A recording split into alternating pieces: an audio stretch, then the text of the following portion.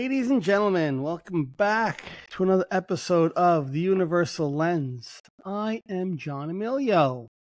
And I'm Henry Beltra. Yes, he is. And we bring you the news. We bring you the news? What's in the news today? Today. Stock market crashes, world's burning, hair on fire. Yeah, is that about it? I think I covered it. I think you got it. Oh, don't forget the national debt that we don't want to talk about, but goddamn. Yeah, end of the world, everything's burning. Yeah, and I told you what 2 weeks ago that I turned off the alerts. And I think that's a very good thing for you to do. Bro, I gotta tell you, I like it because you know what? You're not feeding. I'll go check in if I want to, and then once I had my 5 or 6 swipes, done, chill. It's not being forced down your throat. No, it's good. Yeah. Just saying, it might be a good idea for some people out there to I highly recommend it. Limit their social media intake and digestion. I recommend it. Yeah, I recommend, especially if you're trying to manage your own mental health here. Yeah, that's a lot of information that's being fed to you that you maybe don't want, and you allow it to be. You're downloading it constantly. If you're like one of those people who's just hooked on tapped into, maybe I should say hooked on, but tapped into everything, then I think it's where's your break? Where's your pause? Yeah. Where it's ding after ding after ding, download. Then you get the banners that come across your phone. AP news, breaking news, and you're constantly oh my god, and you get caught up here. Yeah. Believing everything. Well, not believing. I mean, if things happen, they happen. But believing the stories into your head of why they happened and oh my God, and tragedy and anxiety and suffering and you paint such a your mind, I shouldn't say you, your mind paints a dark picture for you automatically. Just does it. Yeah, and while you're okay, let's just say your anxiety is not kicking in, your OCD is not. So while you're okay, you're thinking, I'm good. But man, oh man, should you have a small slip, these alerts just add to your anxiety. They add to your OCD. They add, in other words, they're not adding positivity to your life. Oh, what positivity? and here's another good part. So without noticing it, right? And this is the part that. Sorry. So without noticing it, I developed these little habits that are helping me protect my mental health. For example, I told you to turn off the alerts. Yeah. Here's another one. This very show. So this very show is one of those key factors that help me, and I'm sure you, help us maintain our the pink of our mental health. In other words, it helps you. Sure it does. I look forward to this so much. It's a great practice. I can't explain to you how much I look forward to this. This moves me. So do I. Right? So yeah, no. And we never really talk about it, but this moves me. This wakes me up with enthusiasm, and I come here wanting to do it. It's hard to explain. Well, no, I think you explained it perfectly. It is. It's something that for you, it's for me, and for anybody that listens. I think it's a practice. It's a practice in what we speak about. Yeah. It's solidifying the things that we speak about. It's like I said before, putting into practice the things that we talk about. And it's a way for us to weekly find different avenues to speak about it, come up with different examples, and even in our own lives. So we use a lot of things that happen in our lives. Yeah. Be like, you know what? I'll be during the week, I'll be sitting here being like, you know what? Wow, I got to talk about that. That's a great, the way that ties into this and the way that event, made me realize this, and I was experiencing this at that time. Like, it's just a never-ending platform of speaking about the same thing in a ton of different ways. Yeah. And sometimes it could be not difficult to explain it, but it could be a little bit tricky to explain that thing. So we were talking about this before. I posted something yesterday on Instagram and on Facebook for anybody that follows us. It was from a spiritual teacher, Muji, who I saw this video a while ago, and I wanted to repost it, but for some reason I didn't, or I was having a hard time. But yesterday I was able to do a remix with it. Like, that's where you're able to take a reel and remix it for yourself. So I was able to do it, and I reposted it. So what I want to do is I just want to make everybody hear it real quick if you didn't listen to it. And I'm glad you're doing it because If you I did, personally right? missed it. Yeah, because you're not on Instagram, right? No. But so it's not on it was on my personal page, which you should be able to see. You see anyway. But I didn't forward it to the Universal Lens page yet on Facebook because sometimes I just don't want to be bothered with social media. It's a good thing I missed it. It means I wasn't. You weren't engrossed in it. Yeah. So I want everybody to listen. Hold on. Well, this is great because I heard it before. It was fantastic. So everybody listen. I'm going to put my phone here. It might be a little bit. Hold on. I got to get to work first. In this world, to conquer, to challenge. I hate when this happens. Hold on a second. Oh, there it is. Just tell the producer. Yeah, I am producer. To conquer, challenge, or to you have nothing in this world to conquer, or to challenge, or to transcend apart from your mind. All your neighbors live here. Your gods and demons live here, and yourself, imagine, pointing to his head. Here. Stop trying to be a traffic policeman in your own head. Let it run. Just remain detached like you're witnessing. To witness is never involved in the scene, because the moment you become involved in the scene, you become part of the scene. The witness has to stand apart. Just keep witnessing first your traffic, the mind stuff, and it's daily. It's your family, friends, job, money, weather, everything that's coming up. Sometimes it will feel like some reflex and you're in form again, dancing with the mind, struggling. As soon as you see this, don't go, oh, no, just click back and just keep doing it. And at some point, you'll feel that the claustrophobia of all this worldly, internal and external noise will start to sort of drift away. This is the presence of God in you. Yeah. So that is for me at least, that is a great explanation of what 41 episodes of our show is about. And this man literally in a minute, well, whatever that took, a little over a minute, surmised it in 50 seconds. Yeah. It's exactly what we speak about every week. There's a few highlight points. I mean, it's just so awesome. Because, okay, first, don't be a traffic cop. In your mind, yeah. Jesus. I mean, so think about it, right? So as a guy who again, weeks ago, and still currently, I'm keeping my anxiety in check. And I'm having these I'm experiencing these. There you go. These anxiety moments. And so he's like, you're a witness. You're a witness. You're not in the accident. You're a witness to the accident. But the minute you start identifying with now you're in the accident. So if you feel that, don't go, oh no. Click back. Yeah, and I love the way even that whole just the snap of the finger, it's a great example of really how simple it is to realize that you got caught up in the mind stream again. And the mind stream means a thinking mind. And to be like, instead of then going into this, woe is me, oh my God, I'm doing that. Just snap back out. And when we say snap back out, I know for people who experience anxiety or OCD or depression, that's not exactly a great term.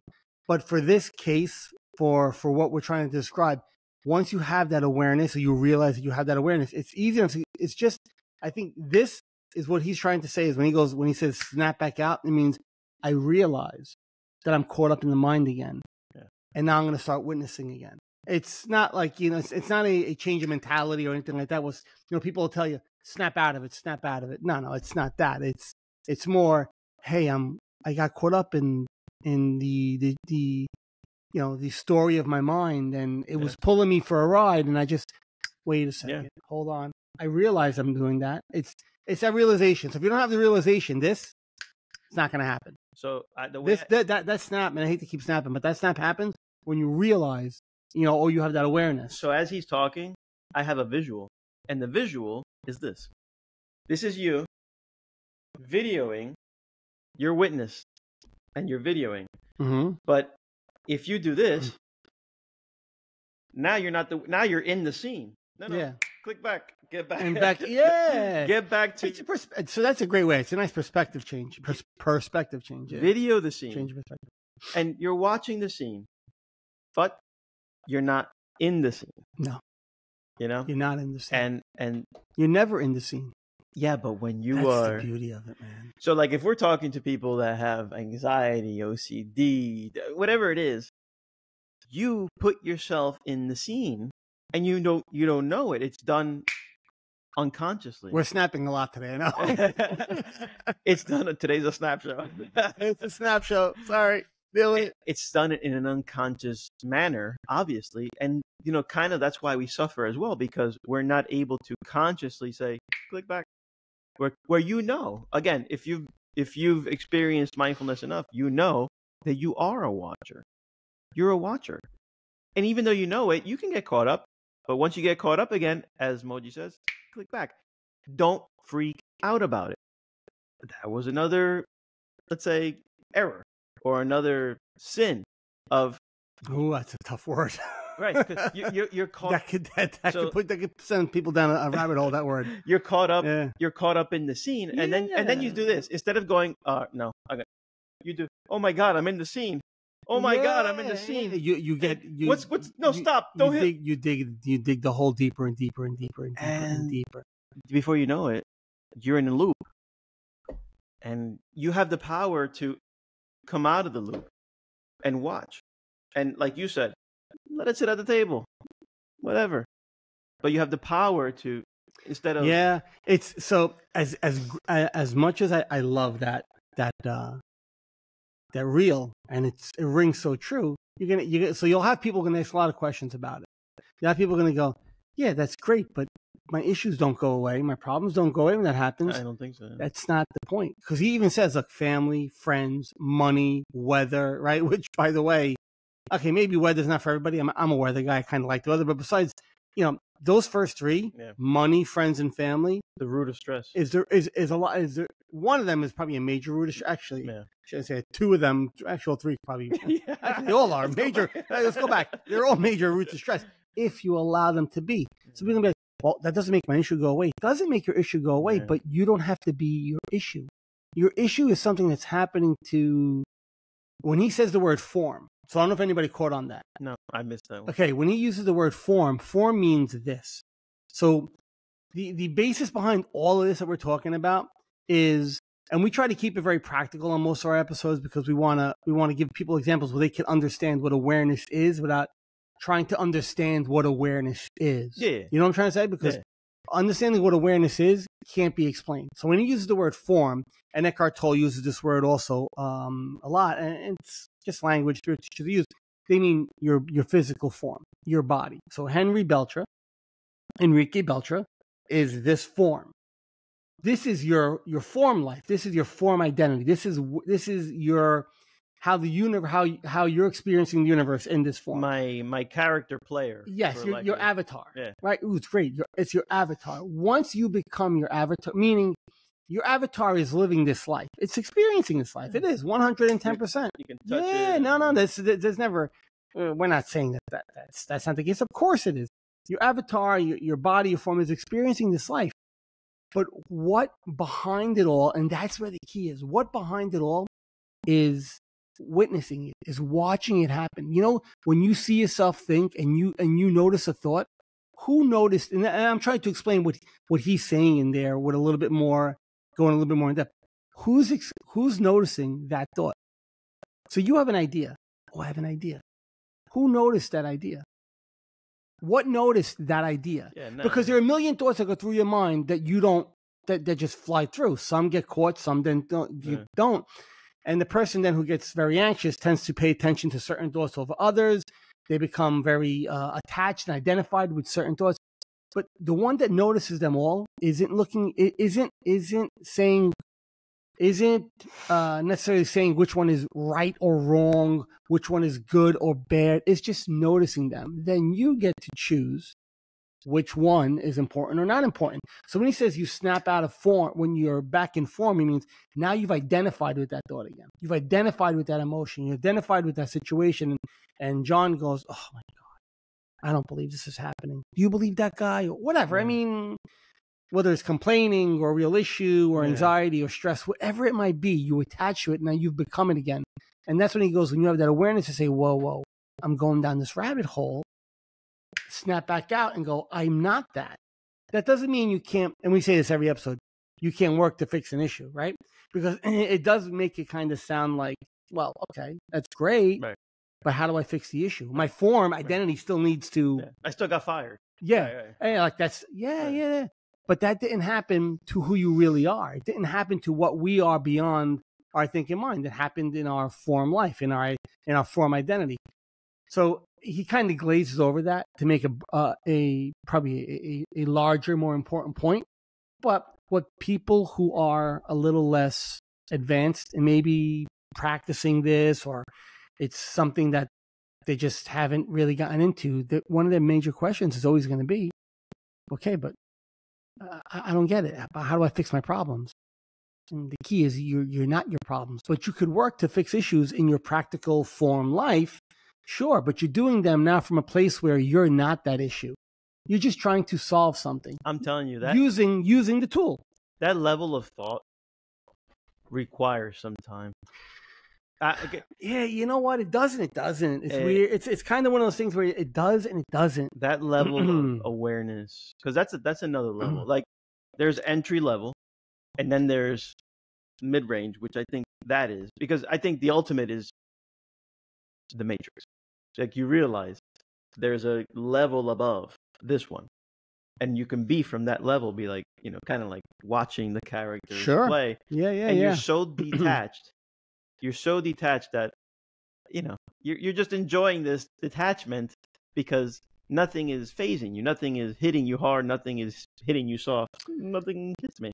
No, but people will say, but that issue is still there. That issue is not gone. True, but I just think, but it's different. It's different. So weird. It's so because you're not the problem. It's just something that you're experiencing and you're navigating through. It's so gray. I can't.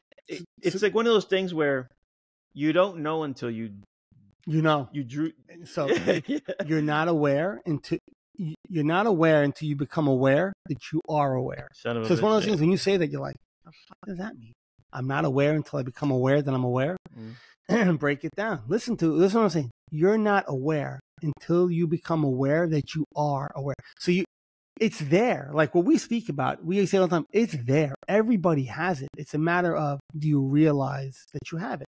Or are you so attached being Henry, being John, being Frank, being Anthony, being Lisa, being, Ronnie, Christine, Vicky, Julia, David, Erica, are you so attached being, and I use names, if people are listening, they can be like, hey, that's my name. Are you so attached to being that person that you don't even realize that there's something behind it that sees you being Henry, sees me being John. So 2 nights ago, I woke up in the middle of the night. I didn't feel well. My stomach hurt. My stomach was bothering me. Whatever. I think I probably ate something the day before that didn't agree with me. But I woke up and I had this weird feeling, right? Like I didn't feel good, but I had this nervousness. Why am I not feeling good, right? Like I felt this anxiety. Oh my God, am I having a heart attack? Is this right? So I don't know. I think I had a conversation with somebody that day of somebody who had a heart attack or something. Anyway, I don't remember exactly, but I remember the thoughts in my head became as I was kind of walking around in my bathroom. What if I'm having like all these questions? What if? And I felt an anxiety starting to build. I immediately click back. Hold on. Did that. And I said, I'm going to watch this right now because there's nothing I could do right now because I'm not in distress. There's nothing I could do right now. So I'm going to watch these thoughts. And whatever, within 5, 10, 15 minutes, I started feeling a little bit better, whatever, blah, blah, blah, and I went back to bed. But there was a moment there where I was about to be sucked in, where my mind was like, uh-oh, this is the end of the world. Let's go. And I was like, you know what? I was like, there isn't, then kind of a higher intelligence, and I watch it, and I kind of said, let me see how this plays out. I'm just going to stay here. I'm not following these stories in my head, because if I do, I'm going to have anxiety on top of not feeling well, which is a recipe for disaster. Yeah. Right? There was no physical, there was no shortness of breath. I wasn't having what you would consider physical pain of what would be something like that. But you could see it coming though. Oh, eventually those symptoms would have shown up somehow if I would have kept following. Right. So, but that was like where I was able to say, boom, I'm going to pull out right now. And you know what? And I kind of said this, whatever happens, happens. And there was I don't want to say fear, but there was a unsettled feeling when I first did that. I'm like, wow, I'm letting go here.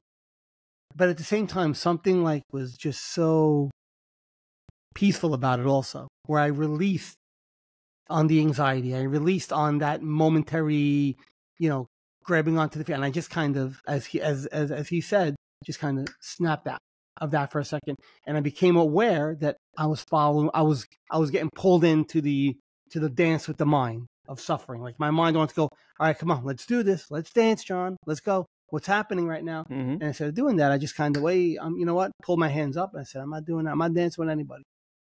And, whatever. 2 questions. Yeah, sure. What time, more or less? If I had to take a guess, I'd say 12:30, 1 o'clock. Okay, so obviously in the middle of a sleep cycle. Yeah, I had woken up. I woke up and I felt a little, Don't you think, like, that is, I'm going to use the term unconscious. So that is an unconscious situation because you're woken up out of it. Yeah, you have no control over that moment. It's just an unconscious. Oh yeah, you wake up and you don't. Actually, I was just funny. I was actually dreaming right before that, and I was dreaming that my stomach hurt in my dream, like 2 bad cramps. And I woke up and I was like, and then I felt the cramp in my stomach. And sometimes like your body breaks, like I guess physical sensations break through a dream to say like, hey, bro, you're getting a stomach cramp. You gotta wake up. I remember as a kid peeing because I was peeing in a dream. Yeah. I remember waking up. Oh my God, what the hell? And in my dream, by the way, was this last week? No, yeah.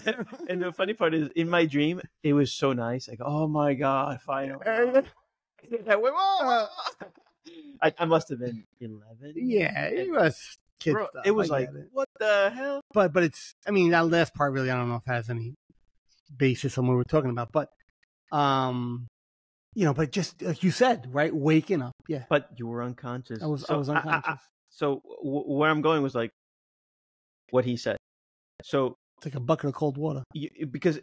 Luckily you're a black belt, right? So think about it. If this would have happened to a white belt, you fall in the loop and you're on the scene. Yeah, I guess. And you're no longer a witness. Yeah, I mean, I hate to even say white belt, black belt, but I guess if it's something that's new, if it's something that you haven't experienced enough yet, or you haven't really grabbed onto that awareness fully, and like submerse yourself in it, then yeah, it can be a little unnerving. I mean, think about it. Just say. So even a guy like you, who is very aware, again, very practiced. It's not like very human. Very human too, right? Very human. It doesn't matter how aware I am. Which is nice to hear that. That you also still experience those things. Not the only one. But we all do. But it's funny how that happens, and how you made at that moment you realized what was going on, and then you made that conscious effort to click back, and I think that's fantastic. But there's going to be people, I'm not going to name names. Who you are. I don't know. I have no idea. that might just auto-engage. But I think a lot of people are going to auto-engage. Because in the beginning, you probably auto-engage. I did auto-engage right? for like 4 seconds. Right. So you're like, whoa. And then I was like, what's going on? I was like, I'm not going down this road.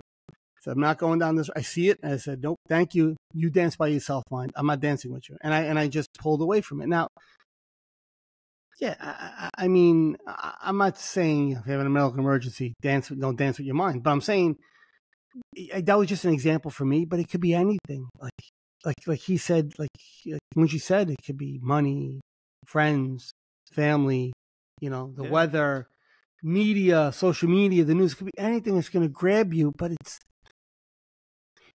how do we explain to people, to tell them none of this is actually happening to you. It's happening to your form. It's happening. So I guess to give examples of people might, but then people, what they're going to say? Like that example makes a ton of sense. Right. It really does. But what people are going to say? But the Matrix isn't real. This is real. This is happening to me. It's a reality. That's a fucking movie, Henry. Go with me. Yeah. Say, well, entertain me for a minute. Entertain me for a second, because think about it. So it's not happening to you. It's happening to what you perceive to be you. It's happening to this identification in your mind that this is who you are. Another way to do it is the video game character, Mario, where you're playing Mario Brothers, but to you you're not playing Mario Brothers. You're on the screen being Mario. So here's a good one. How about this? You know, you ever hear somebody say you could like people say you can manifest your own reality? Yes.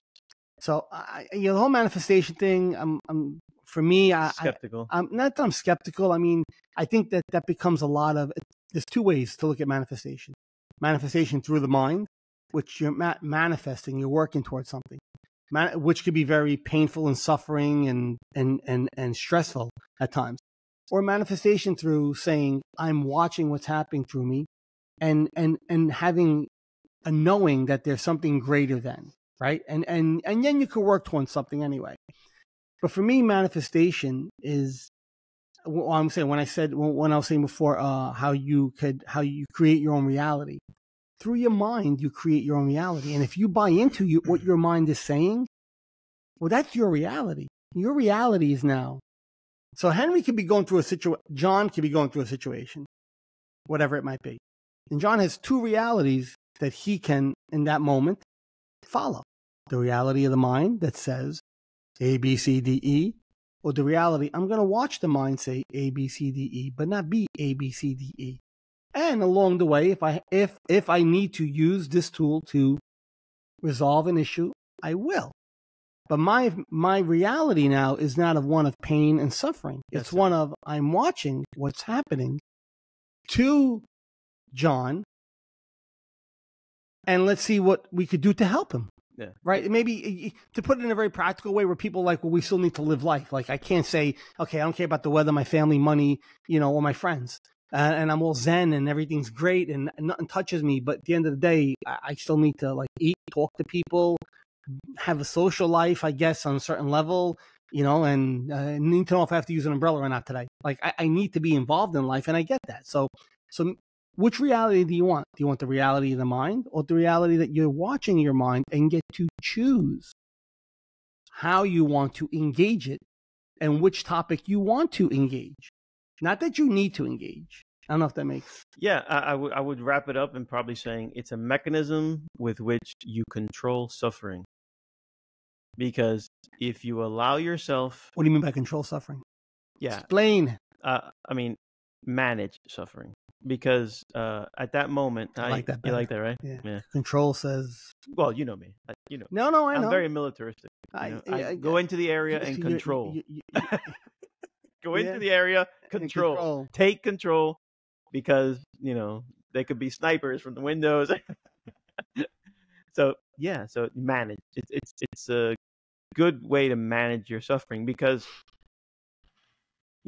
life is very delicate, like you don't realize it, but our time here is this to snap again. Everybody's, how many people have come and gone before us? It's delicate. Gazillions. It's delicate. And, I'm going to get a little bit heavy here for a moment.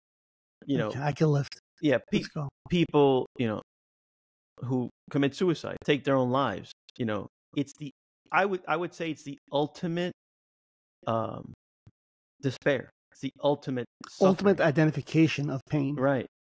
And so, before you get there, I hope you can run into people like us that kind of give you other avenues. Ooh, that's the first time we said the same word at the same time. Damn, we synced up. That's fantastic. But it gives you other perspective. Yeah, sure. It gives you other avenues. And, because if you allow that loop of the mind to take over, which, by the way, as we've kind of learned, where your mind is not trying to kill you. Your mind is trying to help you, protect you. It's trying to protect you at every avenue it can. It may not be so... Oh, it's horrible at it at times. Useful. Yes. And it gives you great anxiety and stress and OCD.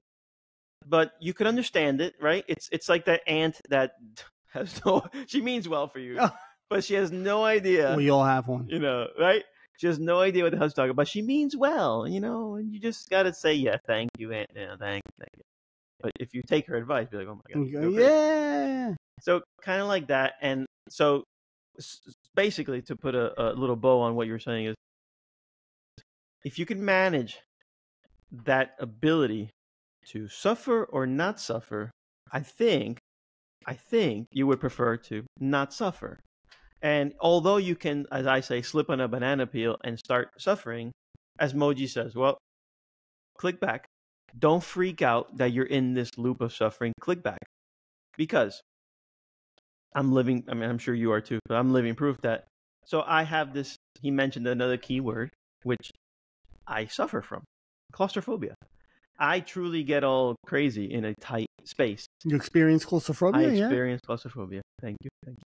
And I do. And I can't explain it to you. But that same claustrophobic feeling is very similar to a feeling in the anxiety loop. It is. It's very similar. It's the same way. Your body's reacting the same way, just to a different thought. That's all it is. Like for me, I'll explain to you a very common symptom is. Yeah, feel like you can't take a deep breathe. breath. Like I'm asthmatic all of a sudden. Yeah, so and that's very common. And the best thing you could do there is let go of trying to control your breath. So what happens next? Allow yourself to breathe naturally. The heart starts pounding.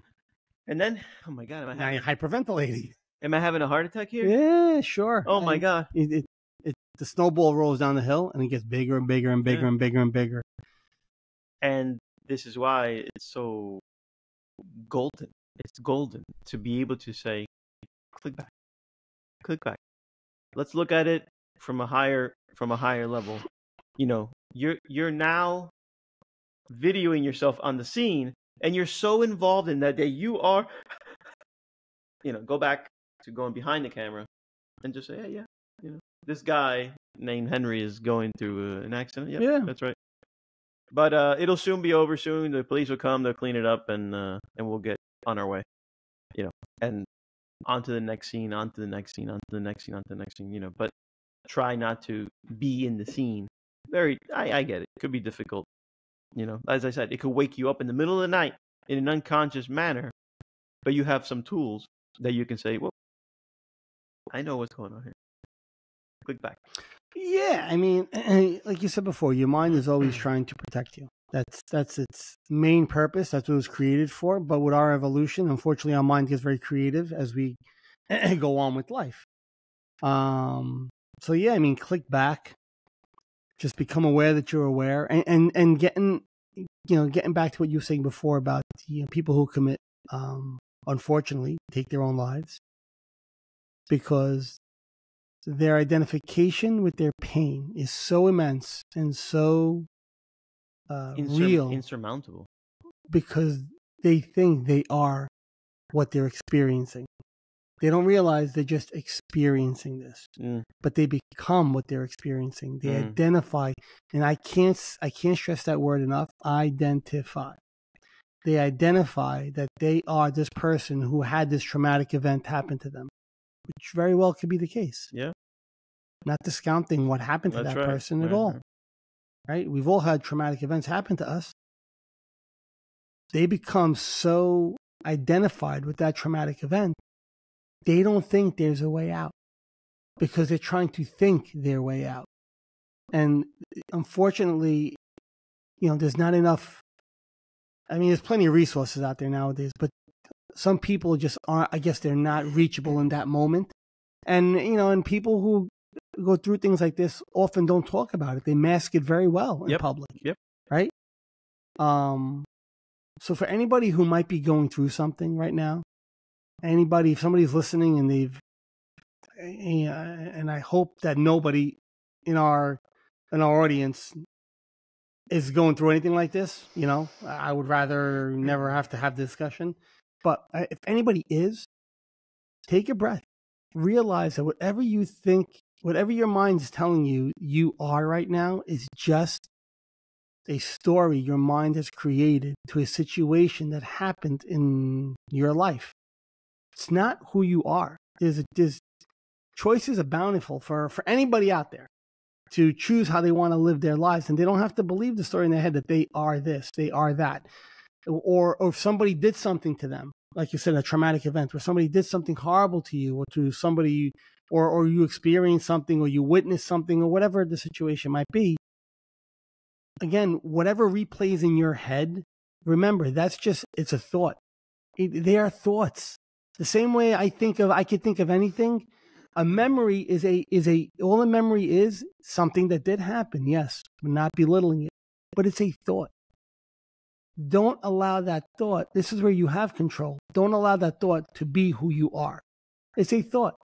Let it float by and instead look around and appreciate what we have in life. Appreciate the experience of living life instead of believing your mind telling you that life's not livable anymore.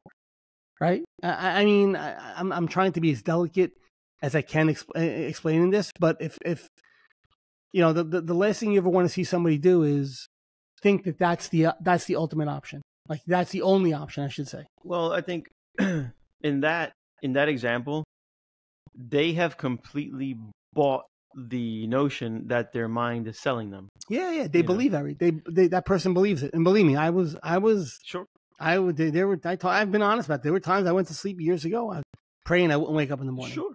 I mean, praying, don't let me wake up. You know, please don't let me wake up. When you go to your first psychiatric evaluation, whether it's psychologist, psychiatrist, that's the question they ask. It's always one of the first ones, or one of the during the session. At some point, they delicately drop it because they don't know where you are in your path. I get that. And you get the question, you know, if we've all done, you know. Have you ever had suicidal thoughts? I started crying when I was asked that once. Really? You know, it wasn't my therapist actually. I went for a physical. This is before I started when I was like a mess, but before I had started anything, I went for a physical. My doctor asked me, you know, they take out the paper and call, you know, listen, they're trying to do their job. You know, are you depressed? Blah, blah. Have you ever had suicidal thoughts? He put his hand on my shoulder and said, hey. He's like, are you okay? I said, yes, I'm fine.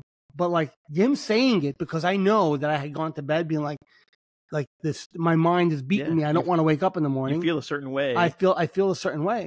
I was like, I was scared and felt shameful that I had that thought, I guess, in that moment, right? Yeah. Because I was so identified with my mind. So I can look back on it now and see exactly what that moment meant for me. Like how identified I was with my mind, that actually when somebody asked a question, I broke down and cried because like I wanted to scream out, yes, I've gone to bed being like, oh my God, I hope I don't wake up tomorrow. Like, well, look, I never actively tried anything or planned anything, but like I went to bed and said, just don't let me wake up. 100%. I'll be okay if I don't wake up tomorrow morning. I think, you know, to help Eddie, I think it's a human emotion to go down that road mentally. If you're identified, because you don't, when that pain is so immense and so powerful, and your attachment to that pain is, and your suffering is like, I'm suffering. We believe, I shouldn't say people we, because I was one of those people. I was kind of one of those people for those brief moments in my life where, okay, I'd rather go back to not thinking, like just, it's an option. But you know what the beauty of that is? You have that now. Not the not thinking part, because we can't stop thinking, but you have the option to watch the mind and not be the mind. Like that's exactly how I felt back then. I wanted to know how to watch these thoughts, but not believe them. Like kind of where I am now. So back then I didn't realize that because I wasn't opened up to this world yet. I didn't know about acceptance commitment therapy. I didn't know about these spiritual teachers. I had no idea I was going to like put, 90, 100 pages into a book about it. So you don't get here unless you've been there. Yeah. So if you're there, great news. You could be here. Yeah. Like this is, and by the way, to be here, you don't got to wait 10 fucking years. Yeah. You don't. It's a matter of start practicing now. Start practicing mindfulness. Start practicing meditation. Start realizing you're not the voices in your head, that they're just voices and thoughts. The same thought that says, I got to pee, or I want a glass of water. My life sucks. Yeah. Whoa, what's the difference? I want water because you feel thirsty. My life sucks because your mind is interpreting something that's happening in your life, and it's your mind saying, well, I need water. Let's go get a drink of water. Well, this just happened to us. Our life sucks. Well, hold on a second. Why do I have to believe both? I'm thirsty. I want water. Oh, it makes sense. This just happened to me. My life sucks. It's not worth living. Wait, why would I want to listen to that voice? Why would I want to? You can't not hear it, because a thought is going to be there or an image is going to be there, but you get the choice to go, thank you. that thought is no help. It doesn't help me live a better life. It doesn't help me live a better life with the people around me. It doesn't help me become a better person or to grow spiritually or just internally to go deeper and you know, so it doesn't help. So thoughts are just thoughts. And it's not a long distance.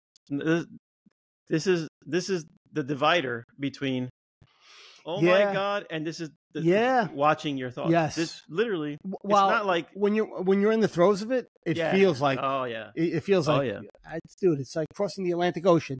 No doubt. Well, meanwhile, it's a puddle in front of you, and you're just stepping over it. It's no doubt. It's if we could just make you, and even if you don't believe it now, but take our word for it that it is. It's not an insurmountable thing. It's not. I don't know how we ended up on this. But this is the way the conversation goes. So if somebody's out there listening to this, and hey, listen, man, it's. But you know, there's also personality traits. Sure, they are. People, and it's like, a lot of it has the way you're brought up and stuff like that. We've been always saying we're so similar because we have similar personality traits. Like I hear your story, and you know.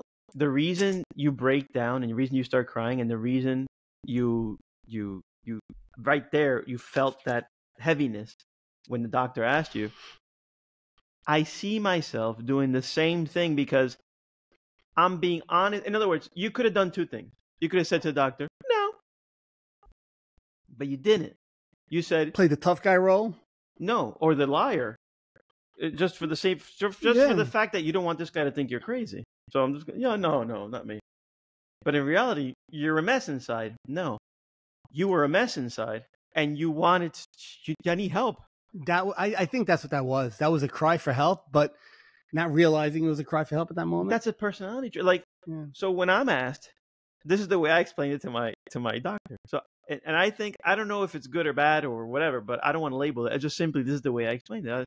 I recall he goes, "Have you ever had any suicidal thoughts?" And I said, "Look, I would be lying to you if I told you no, because I think everybody experiences this thought every so often in their life. I can't imagine anybody. Yes, some people are probably they might have it and not realize it and just kind of floats by. But the more anxious individual, like you said, depending on your personality and the way you're wired, the way your mind is wired, are you hypersensitive to like to anxious situations? Which I kind of am, right? My amygdala is like was like a vibrating, certain people's amygdalas are like a very dull light. Mine's like, they were like stadium lights, like on and all the time back then. So yeah, it depends on the person. Yeah. And my answer was fact, truth. In other words, I'm not here to shade it. No. Listen, I thought about that, you know what I mean? Like I haven't planned it out or say, I wonder what better, pills or shotgun. No, nothing like that. But simply put, like you, like I just don't want to wake up. I felt it. Yeah, I felt that before. I'm like, I bet there's a lot of people that have that part. I'm sure a lot of people have. Yeah. Like when they're just in the throes of something, just I don't want to wake up tomorrow. But your personality was, I need help. I need help. And that's why I was sitting in an office of a psychiatrist going, I need help. I need help. I want to make sure that I don't do anything like that. But little did I know what I know now. It's a complete 100% identifying with of those thoughts, with that pain, those thoughts, that recurring scene. That Eckhart Tolle calls it your pain body. The pain body. This pain body. This. I guess this amount of pain that you've built up in your life for some reason, and social environment, upbringing, natural, like you said, just the DNA, the way our minds are built, and that pain body could become so painful, so immense at times that your mind starts to say, I can't be this anymore. And it doesn't realize there's an option B to say, well, I'm not that. I was never that from the beginning. Yeah. I'm not that. That's, by the way, mine. Thank you very much for creating these stories for me. And I'm sure you maybe would have made a great screenwriter, but thank you for these great stories that you're giving me. But that's not who I am. That's not what I am. I'm beyond that. I'm more than that. And once, I guess, once you get to that realization, that, and we said before, that snap out. Well, it's not snap out of it, like my father would say to me, like, "Oh, snap out of it. Oh, what's wrong with you? Snap out of it." No, it's you're able to snap back. And when we say snap back, kind of be like, whoa. I went on a screenshot. Whoa, hey, I'm not these thoughts. Thank you, mind. I appreciate it. Thank you for telling me all these great things and why life is the worst and why I'm the worst and why this is that. Thank you very much, but that's not what I want to subscribe to, because there's more to life than just what it goes on between the ears, right? Because even as he says before, even your image, this image of who you are, is nothing more than a thought in your mind, right? So, you could see yourself as this great person or this shitty person. How does your mind want to interpret it? How does your mind want to? And the reason for that is because your physical time here is so short. Why would you want to shorten it? I don't think they want. Or why would you want to make it? I don't think it's about wanting to. Well, it's a. I don't see another way out. Okay. Because that identification, I think that's the. So, I'm going to tell you a story you already know, but I mention it in this frame because it'll help give perspective to anybody kind of teetering where, what are you guys talking about? You have no idea the shit I'm in. You have no fucking clue the shitstorm I'm in, okay? I'm sure people will say that. So maybe it's better to go hang myself. And let me explain to you a little story. And you know this story. I'm just going to refresh your memory. So there was a young boy who went to Monroe schools. I believe his name was Om Parikh. You familiar with the story? Oh, yeah, a couple of years ago, right? Several years ago. Yeah.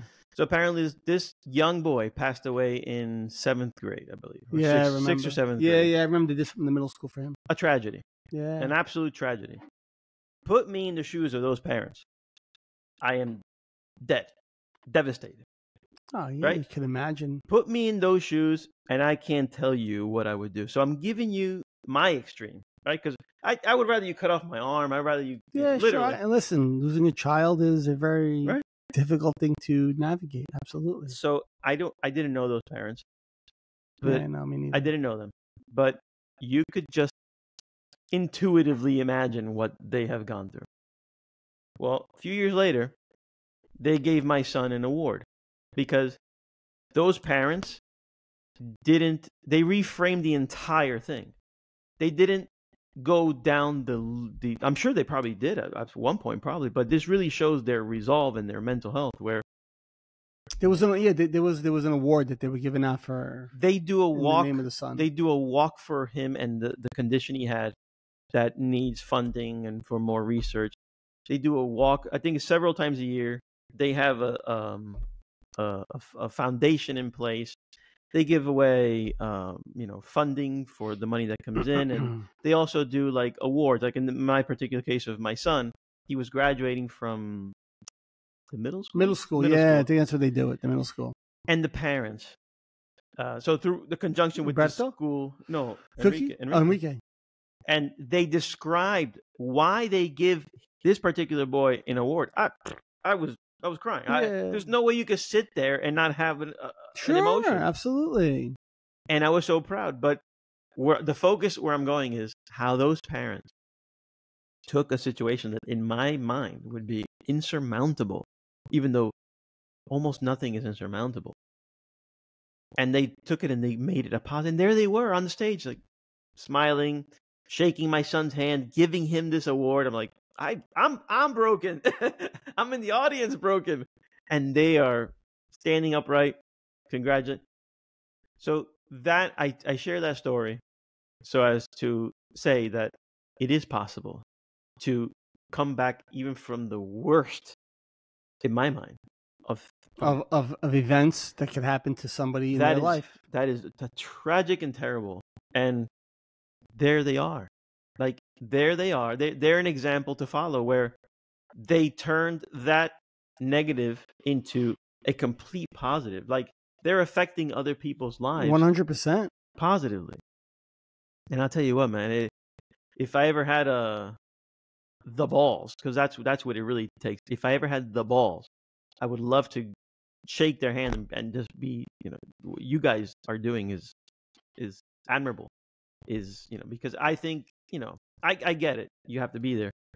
You take a child from me, it's like, Yeah, listen, what they did in that situation, that was amazing, right? To be able to climb from that, and you know what? There's, you hear it a lot of times. There's a lot of families that actually do something like that when, God forbid, somebody loses a sibling, a child or something like that, where they create this foundation and they start doing these great things. So yeah, like you're saying, they went the opposite way. They took it and they said, okay, that pain is there. I don't even want to say I'm sure that pain is there, because the physical and emotional pain you're going to feel when you lose somebody you love is there. But they chose not to follow that rabbit hole, and instead chose to follow a path that's more productive. And I don't know them, so I don't know what their mindset was. I don't know what they went through when it first happened. I don't know how long that turnaround took for them to happen. I don't know any of that information. But the fact that they did shows that, yes, there was a sort of transcendence of, we could dig a hole and not do nothing, or we could make this something beautiful in a way, right? And I know that sounds kind of paradoxical, to say. No. That's exactly right. So I gave you that extreme, scenario, so as to say, anything short of that, we can do it. Like, we can do it. We can. Yeah, and it does. It all starts with, everything you think is not reality. You create. So they chose to create a new reality for themselves. That family chose to create a new reality. Like we were saying before, right? When I say your mind creates your reality, it's not that your mind creates the reality. It's your identification with what your mind is saying will create your reality. If you identify with what your mind's saying and you believe what your mind's saying, then I can only see that that's what your reality is going to be. I am this. Well, I'm anxious all the time. You know what you're going to be? Anxious all the time. Anxious all the time. I'm depressed all the time. You know what you're going to be? Depressed all the time. All the time. It'll be a very common emotional feeling that you're going to be feeling. I am this. I am that. My life is this. My life is that. And it goes the opposite way. People who think that they're the greatest tend to become egotistical maniacs, where they think that they're never wrong. They think that they're always right. They become gaslighters. They become bulldozers for people. So it goes, like, it doesn't matter what the story is. If you believe the story in your head, I can guarantee you that will be your reality to a certain extent. Or you could choose to say, I am none of those things. I'm going to choose to navigate my life as it happens in this moment in life, to the best of my ability with what I have in life. And kind of that's it. And keep it that simple. And your reality could be, my reality could be, well, I'm never going to write a book. Nobody wants to hear me. Who wants to hear this Brooklyn voice on the radio?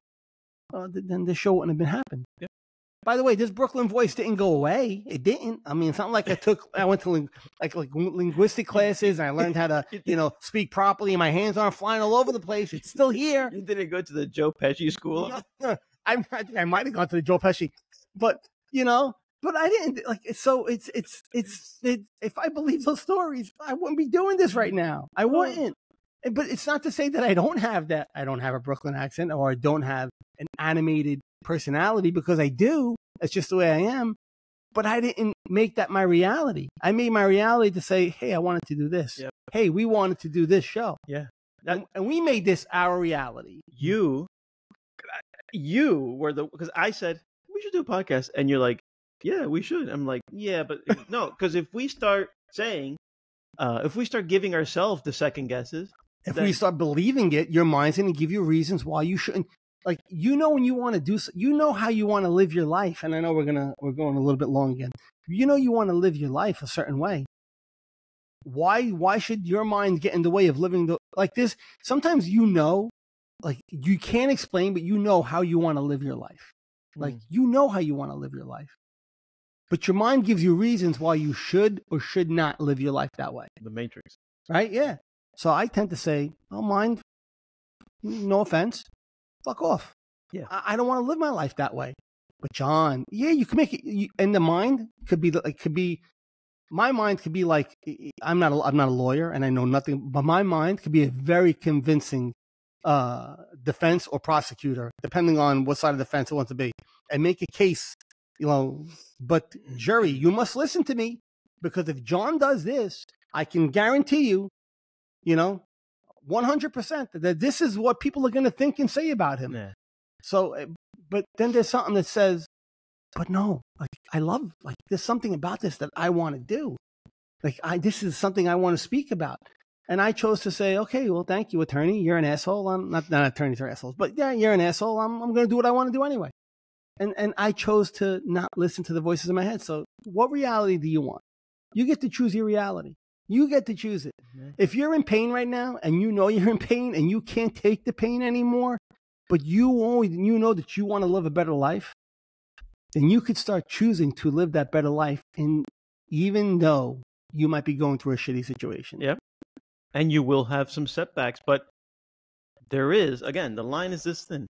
It's this thin. Even though it feels like it's not. Yeah. And for anybody that makes fun of me when I open up the roller coaster ride, we went deep, deep, dark, and then we also laughed out loud, So this show is a roller coaster ride of emotions. Yeah. People will be like, you can't talk about certain things. You can't say certain things. It's not that's believing your mind that certain things should not be spoken about, or you can't speak about something and then, turn to a lighter note a few seconds later. No, it's. And I'll tell you what. If John would have listened to his first thought, my first mind, we wouldn't have been here. We wouldn't have been here. This wouldn't have happened. This wouldn't be what it is. And again, not that we're Joe Rogan, but simply put, for us, we're not Joe Rogan. For us, as we said in the beginning, yeah, it's true. It moves us.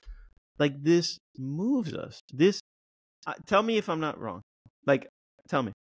If somebody said, guys, I'm going to pay you to do this for a living, just keep doing what you're doing because it's gold.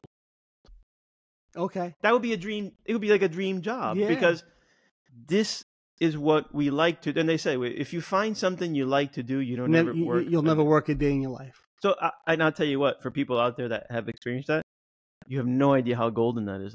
You might know, but it's a golden thing because many times people do things for work, obviously because you have to make a living, make money. Yeah, that's a reality of life. Sure, it's a reality of life. But if somebody were to offer that to us, I would say that is a dream come true in the sense, imagine that we can just sit here and focus on this and try to touch as many people don't get carried away. Yeah.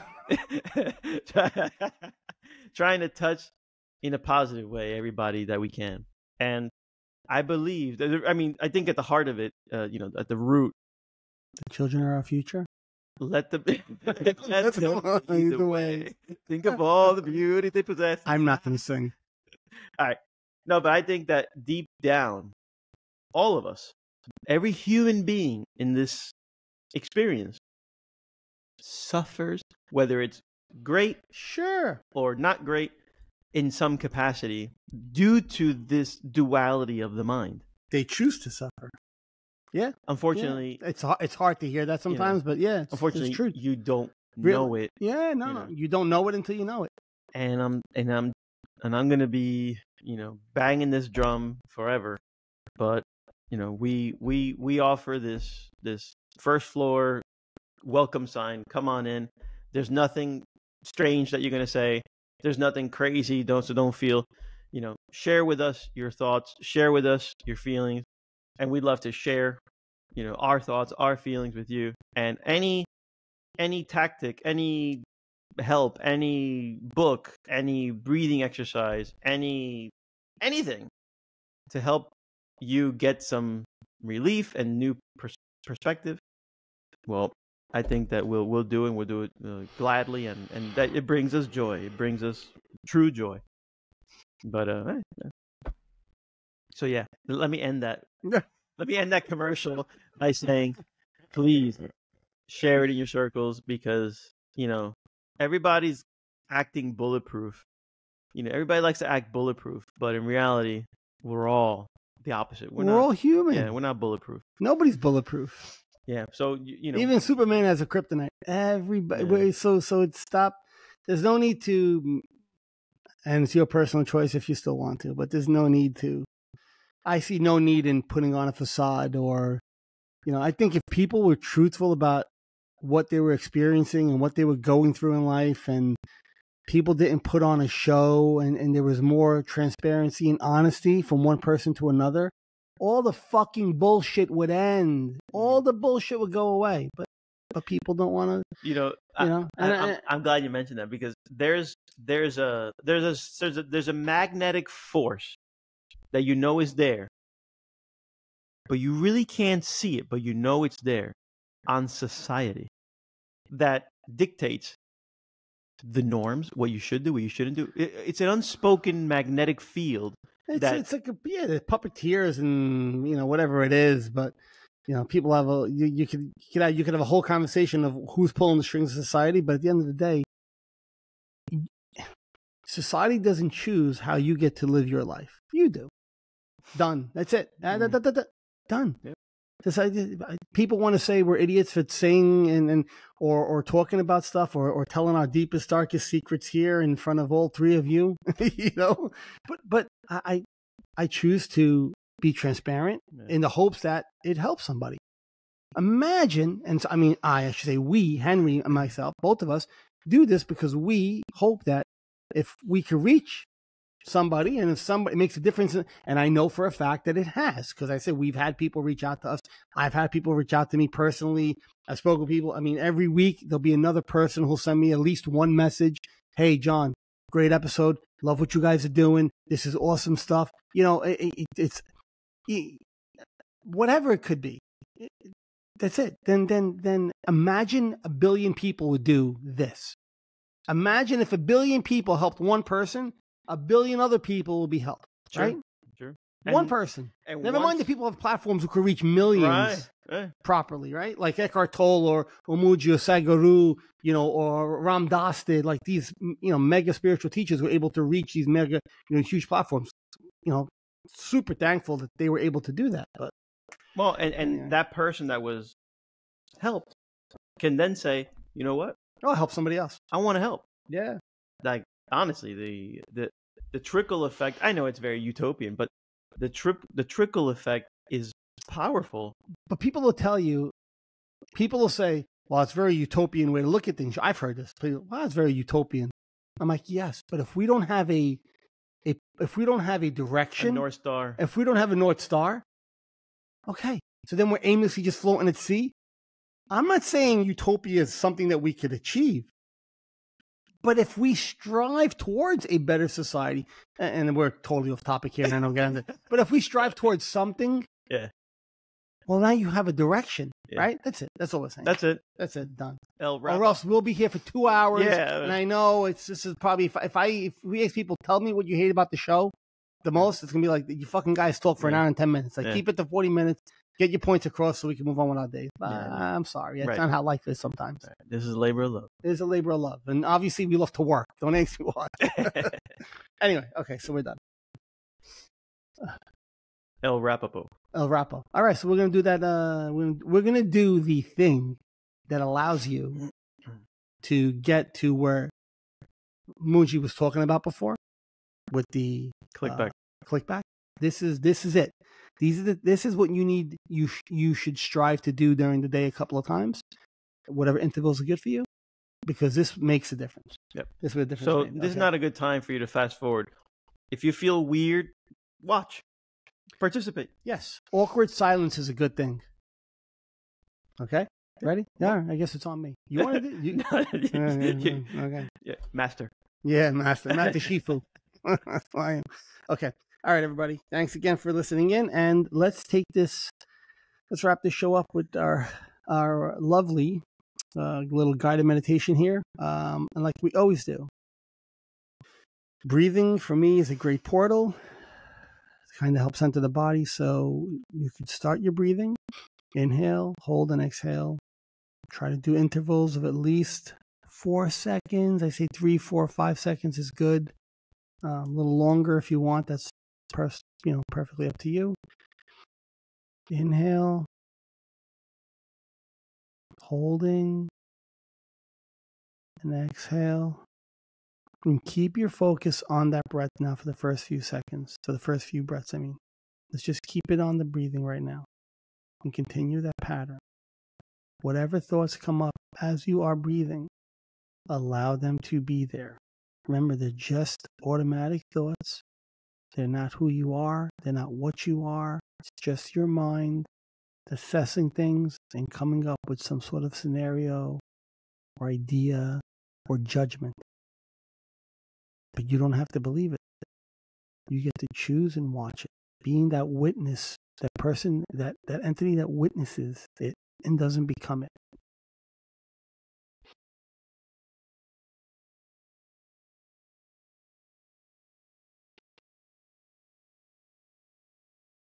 You can move then.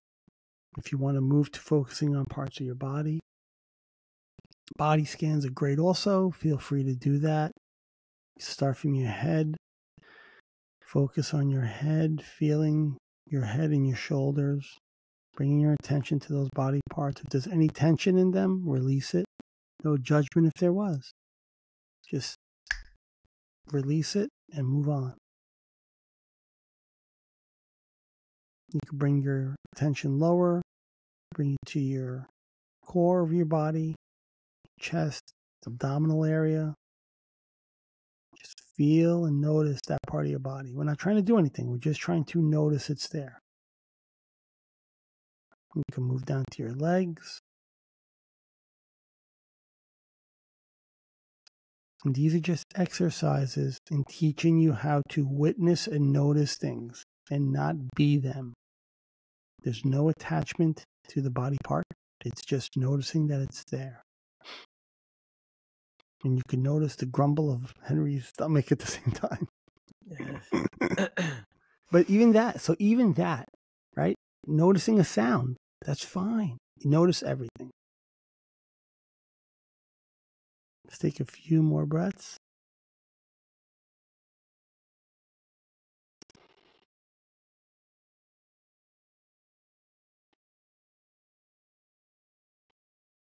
Watch as they float by. Take one more.